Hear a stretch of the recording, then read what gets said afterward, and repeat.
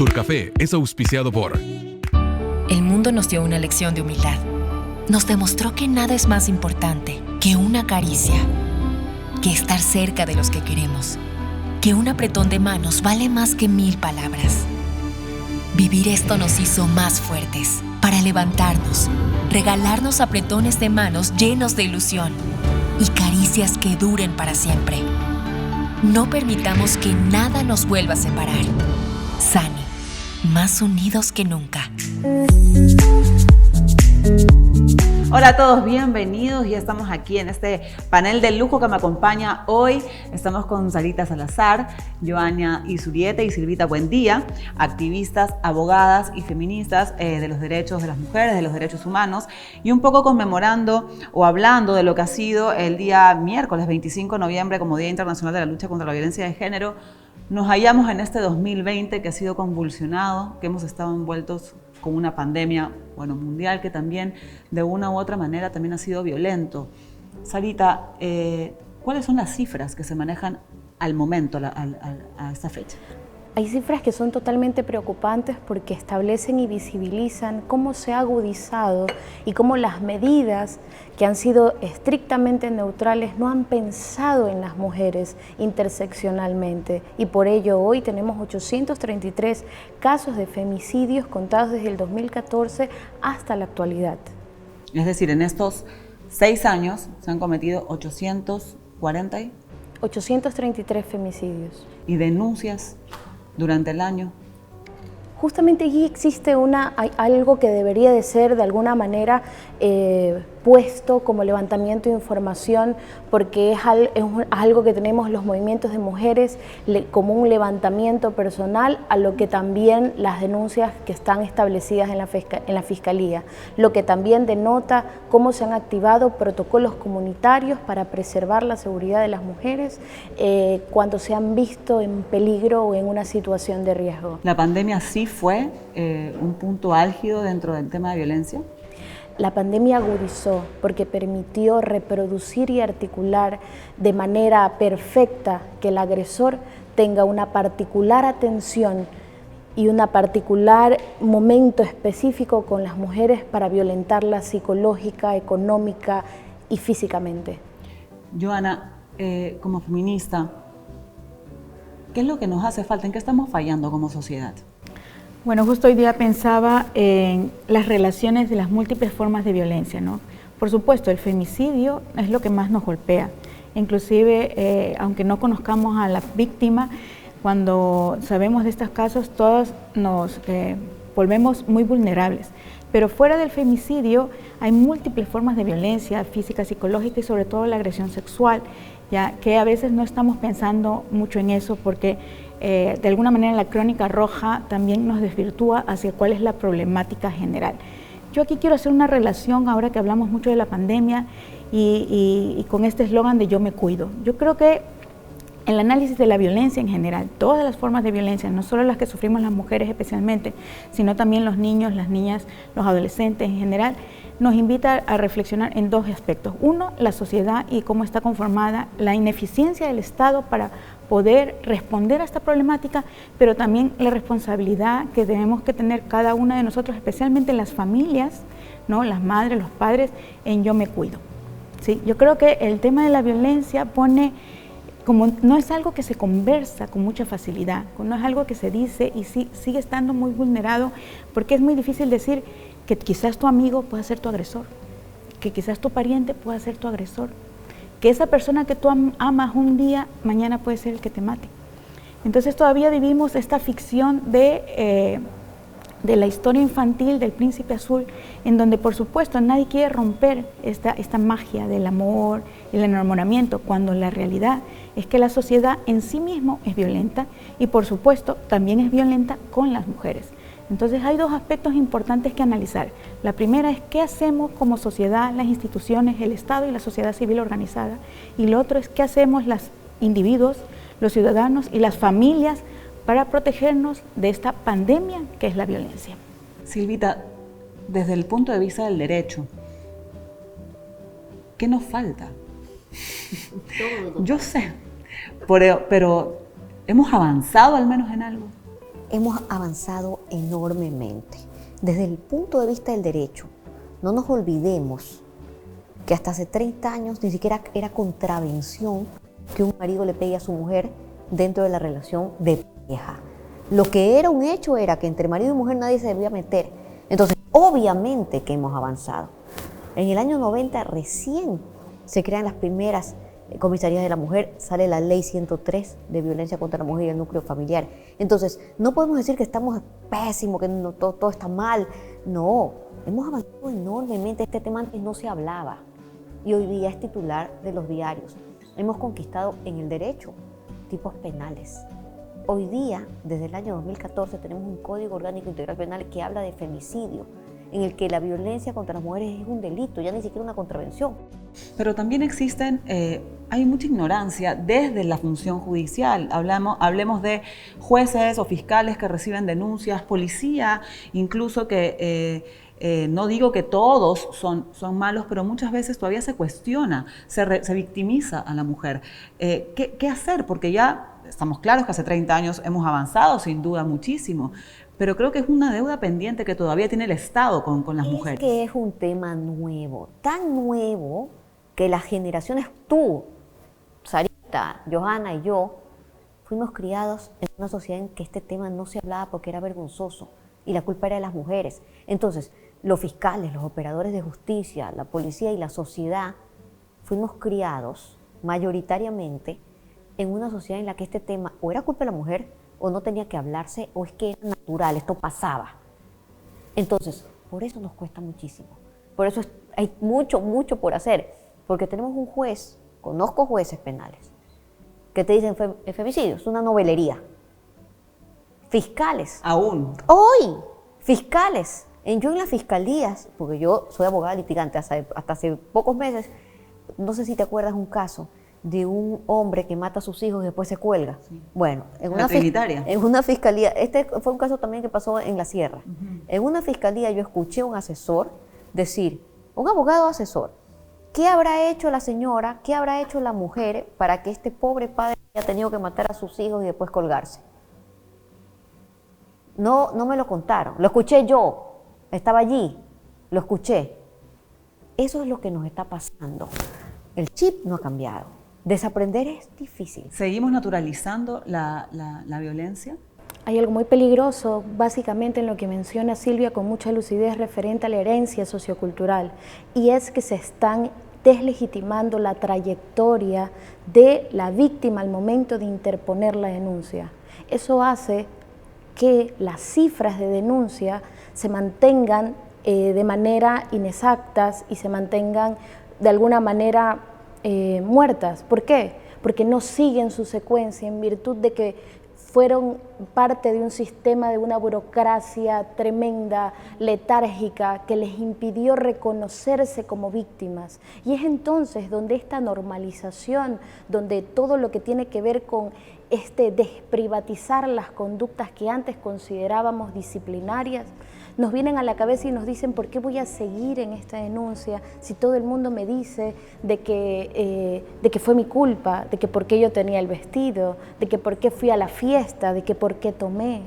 Porque indudablemente es algo que no solamente lo tenemos en este colorario de conversación, sino que repta en las redes sociales, repta en el imaginario de cómo los comunicadores abordan las noticias referente a la violencia de género. Entonces, indudablemente aquí hay una deuda que reconocer y es el de desaprender y entender que estas conductas, que estas nuevas transformaciones nos interpelan a todos. ¿Crees también que hay una deuda pendiente en los comunicadores con respecto a este tema? Claro que sí.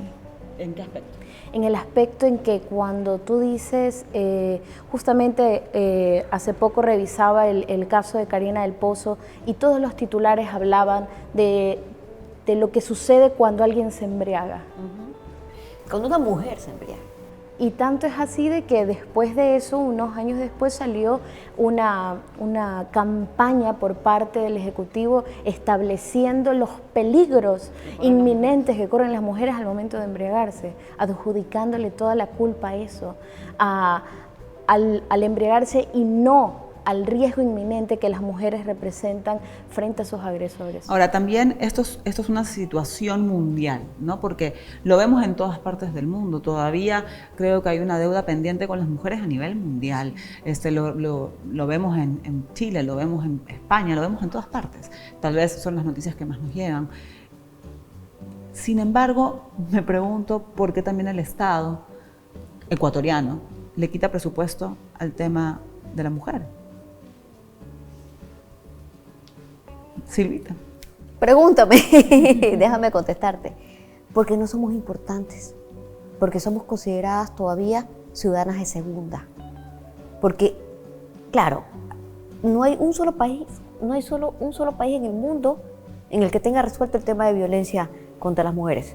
Pero hay lugares y lugares distintos. Ecuador es un país en el que una mujer, a pesar de que ha sido violada, no puede decidir si es que está embarazada, si interrumpe o no su embarazo con un aborto. Es penalizada, es perseguida, es humillada. Ese es el Ecuador.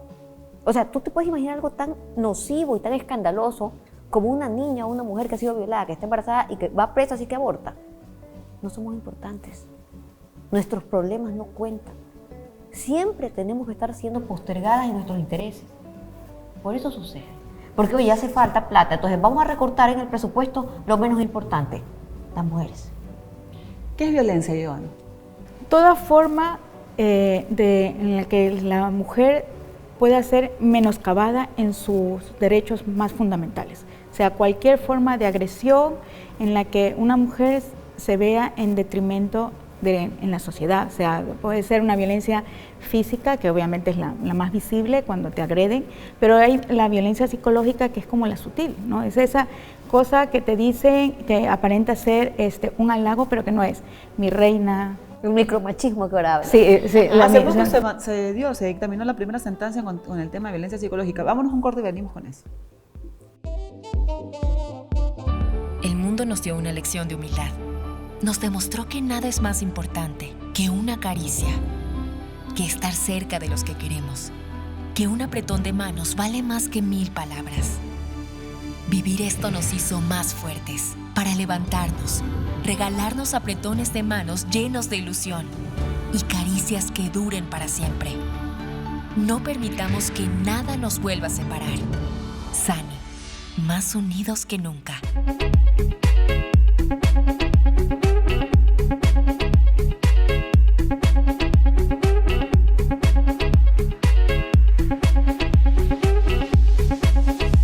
Este domingo, Oye, te cabrón que te diga mal tu apellido. Sehon Holzner. ¿Elegirías que tu esposa te revise el celular o ir y cumplir con el deber de estar en mesa?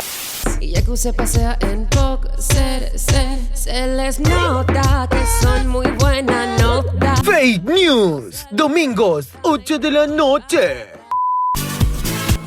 Ven para me insecto. Gracias por seguir con nosotros con este tema tan interesante y este panel de lujo que tengo el placer de tener hoy día aquí en Turcafé. Hablábamos que hace poco se acaba de sentenciar la primera, no sé cómo se dice legalmente, delito de violencia psicológica. Eso es un gran paso.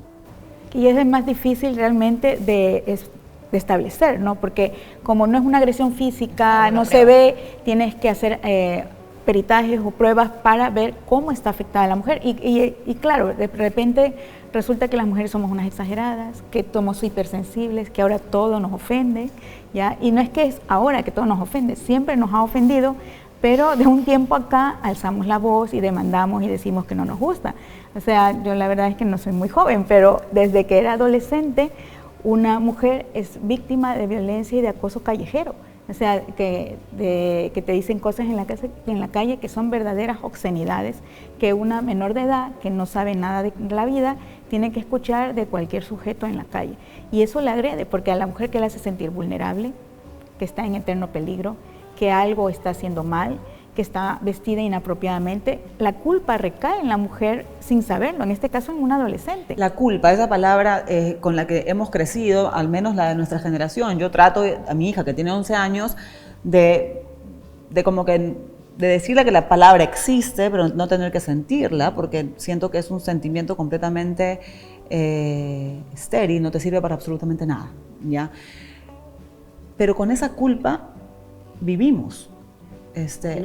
Así nos criaron. Una culpa cristiana. Una culpa, además. Judío-cristiana, No, o sea, llegas a la iglesia y lo primero que te hacen rezar es por mi culpa, por mi culpa, por mi culpa. Entonces, al final del día es tu culpa, ¿no? Por tu gran culpa. ¿Por qué y cómo el Estado puede garantizar esa? Porque aparte que es una forma de violencia psicológica, la culpa. ¿Cómo el Estado debería de garantizar ese tratamiento, digamos, a las mujeres? Porque las mujeres, no todas tenemos los accesos de tener estas conversaciones, no todas tenemos la capacidad de poder ir a denunciar. Tal vez sí, pero hay miedo, hay culpas, hay necesidades. El Estado debe garantizar. Pero no lo hace. No lo hace. Es entonces que pienso yo que un componente sustancial asume un vital protagonismo, y es la sociedad civil, los movimientos de mujeres, la sororidad haciendo frente con el objetivo de ir estableciendo narrativas que se construyan sin culpa. Hoy en día estos movimientos de mujeres, siento que ha crecido una especie de rechazo colectivo hacia el tema de mujeres, porque claro, nos señalan como locas, como exageradas, como lo que seamos, y hay como una especie de, no, que si eres feminista ya estás, es como una especie de, aléjate. Yo quiero acolitar algo a eso. Primero, el movimiento feminista de mujeres es el más fuerte a nivel mundial, es el que más ha crecido, es el más cohesionado y es el que es más coherente también en las cuestiones que demanda, con pequeñas excepciones, pero básicamente porque se centra en los derechos sexuales y reproductivos, una vida libre de violencia y la posibilidad de acceder al aborto. Entonces, esos son como los ejes principales del feminismo a nivel mundial, con pequeñas vertientes de acuerdo a la realidad de cada país y de cada continente.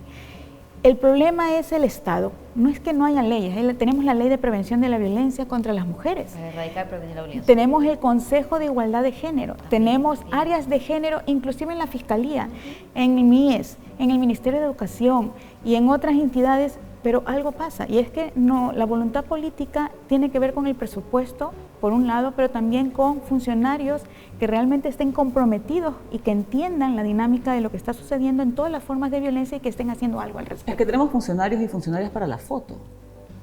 Sí, pero sobre todo, y esto es importante, ¿qué pasa con la sociedad?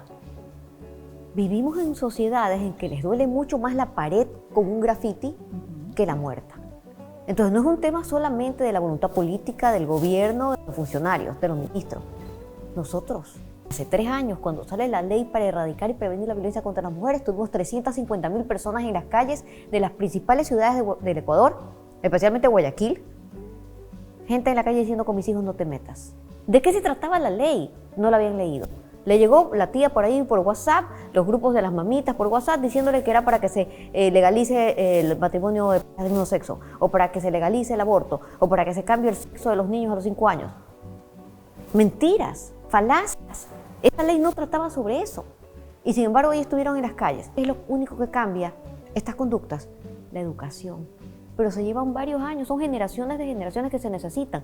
Tenemos que empezar y tenemos que cambiar el chip a la gente. No es el presidente, no es el ministro, somos nosotros. No, y son niños y niñas. No solamente una educación enfocada hacia las mujeres. Es sobre todo a los niños. Pero es que el machismo es androcéntrico. A veces me dicen, ¿pero qué tiene que ver los niños? Claro que tienen que ver los niños y las niñas y los adolescentes, porque el patriarcado es autoritario. No le gusta que lo cuestiones en su autoridad. Es tremendamente androcéntrico y es violento. ¿Qué es el micromachismo? Ay, qué buena pregunta. Está de moda hablar de micromachismo. Está muy de moda, está muy de moda. Cuando sale alguna palabra así, todo el mundo lo acuñaron las compañeras españolas, ¿no? Y eso se debe entender que desde la lógica, además en la década entre 2000 y 2010, ¿no? En 2005, 2004, porque en Europa se vive mucho la ficción de la igualdad. Exacto. O sea, es la ficción.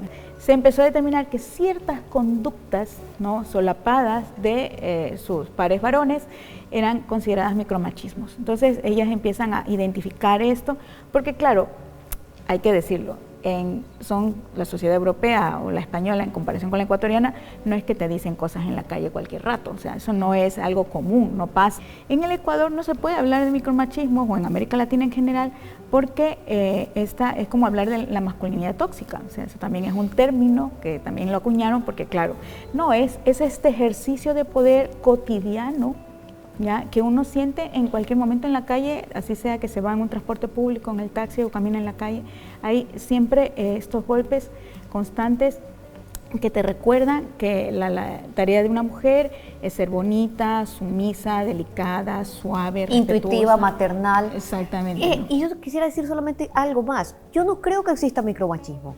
Todo es machismo. Nada es micro. Puede ser un gesto, puede ser un símbolo, puede ser de bajo nivel, pero es enorme y está dentro de la violencia machista. Cuando yo estoy con mi marido y pedimos un ceviche y yo pido la cerveza y a él le traen la cerveza cuando lo que pidió fue una Fanta, porque él toma Coca-Cola o Fanta, es lo que me está diciendo, tú eres una niña, tú eres capaz de tomarte una cerveza, tú eres la mujer.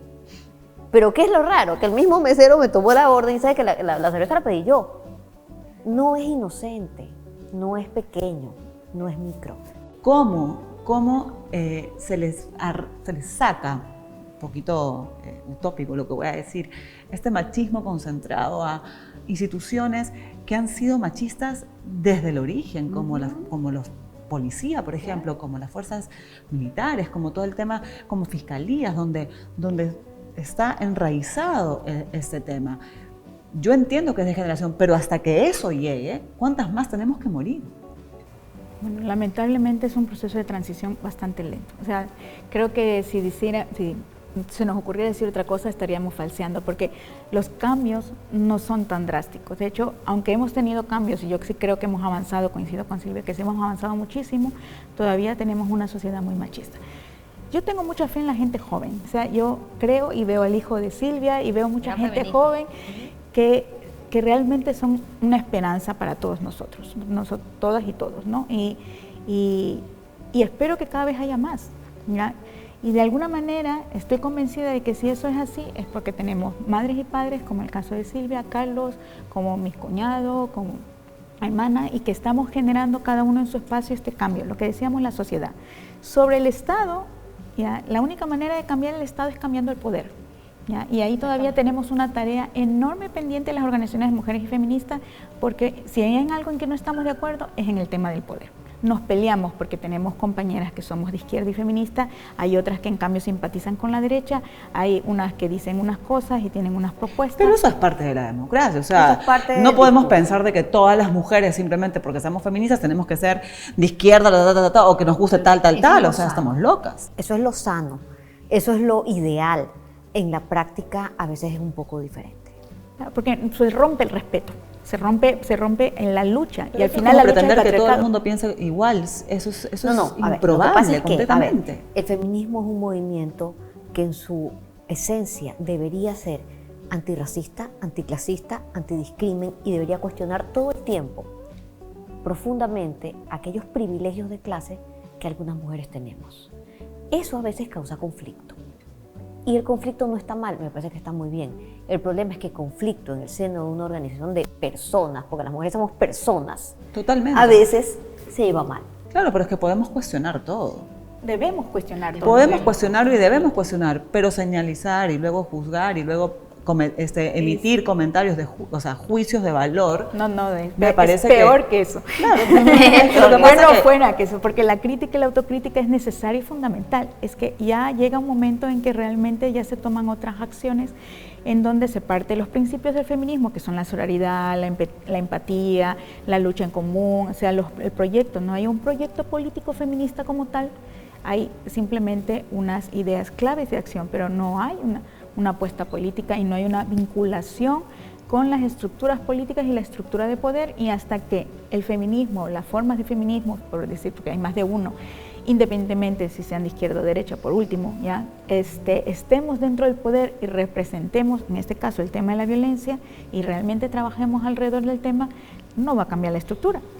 Importante es apropiarnos de una genealogía que nos dignifique a nosotras como sujetas políticas dentro de una historia que se está escribiendo a partir de nuestras denuncias.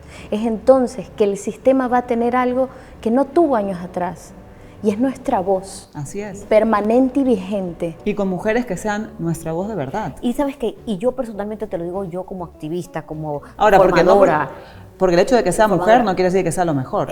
A eso voy, por favor. A eso voy. Sí. Yo como feminista, formadora, tallerista, etcétera, difundidora, gestora, etcétera, yo me reúno, doy taller, doy información, y a estas señoras les consta, a cualquier mujer o a cualquier movimiento de mujer de cualquier línea política, ya, menos del loco que roba, a cualquiera. ¿Por qué? Porque tú puedes ser una mujer en un movimiento de derecha, ultraderecha. Si tú eres captada por la agenda feminista y entiendes cuáles son nuestros problemas, nuestras necesidades, tú eres mi hermana, tú eres mi compañera, tú vas a alzar la voz por aquellos temas que están cercanos a mis luchas y a mi corazón, y tú vas a ser aliada. Que tengamos cosas en las que no vamos a estar de acuerdo, nunca, eso es aparte. Así es. Yo siempre, y sí, es verdad que no todas las mujeres, por el hecho de estas mujeres ya son feministas, tienen una agenda, claro, no, pero se puede trabajar y se logran cosas enormes. Yo me llevo mucho mejor con cualquier mujer, chica, lo que sea, a que con los hombres. Con las mujeres me hermana la sororidad, el género. Tenemos algo que es enorme, y es que somos mujeres viviendo en un mundo machista. Así es. Si eso no te une nada. Estamos de acuerdo. Punto. Vamos a un corte y regresamos. Sin amigos, sin nada, sin peladas, tanto así que ya te veo con lujuria. Uy, ¿qué eres loco? Aguanta, David. Ahí está, pues, la muy señora. Así te quería encontrar. Arreglemos esto como varones. David. ¿Les gustaría pasar esta noche con nosotros? Son talentosos, pueden hacer otro tipo de humor. Sí, lo podemos hacer, pero no queremos. Tú sabes que me encanta complacer a todos. Ya. No discrimino, tú lo sabes, llámame.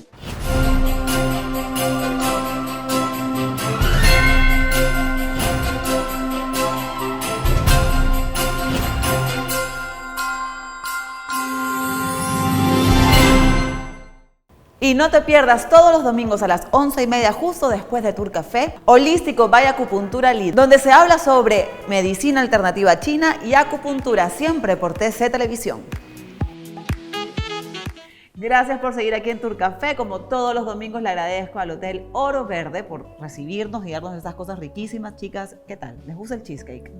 La tortita de chocolate. Silvita, sáquelo, mira. Yo ya tengo el mío ahí, señaladito. Tengo miedo.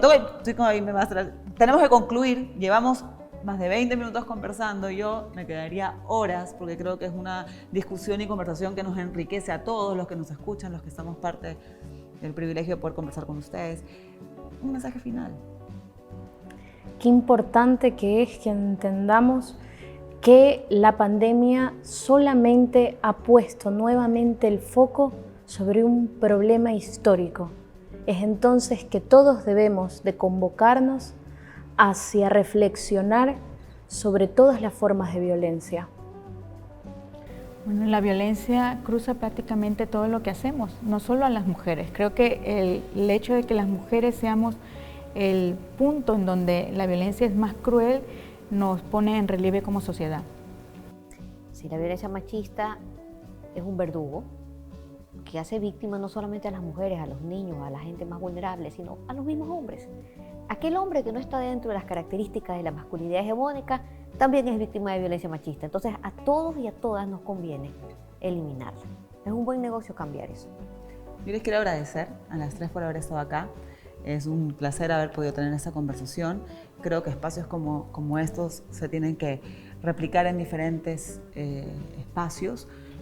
Creo que ya es momento también de hacer a los hombres protagonistas de estas conversaciones. Sin los hombres nosotros no podemos y no vamos a poder de alguna manera avanzar. Necesitamos integrar a hombres en nuestra lucha feminista. Y adelante, ya saben que cuentan con este espacio y conmigo para todo lo que sea. Y a ustedes, nos vemos la próxima semana. Fernando Villavicencio en Tour Café.